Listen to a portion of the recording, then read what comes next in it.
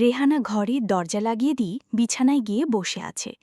ওইদিকে মেহমানরা সবাই এসে গেছে। ছেলেসহ ৫ জন এসেছে। আর একজন মহিলা, ছেলের ফুফু লাগে। ছেলের চাচাতো ভাই, একজন প্রাণের বন্ধু এসেছে। প্রথমেই তাদের আপ্যায়ন করানো হবে। ছেলের ফুফু বলছিল যে মেয়েকে খাবার খাওয়ার আগে একটু দেখে নিবে। সাজেদা বেগম বলেছেন মেয়ে রেডি হচ্ছে, সবার সাথে একেবারেই না হয় দেখেন। সবার খাওয়া দাওয়া শেষ, সবাইকে বসতে দেওয়া হয়েছে। এবার মেয়ে দেখার পালা। রেহানার বাবা বলছে, রেহানার মা, মেয়ে কি রেডি হয়েছে? হ্যাঁ, হয়েছে হয়তো। হয়তো মানে? যাও, এবার ওকে নিয়ে এসো।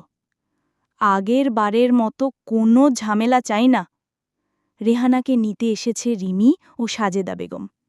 কিন্তু এ কি, ঘরের দরজা দিয়ে রেখেছে রেহানা।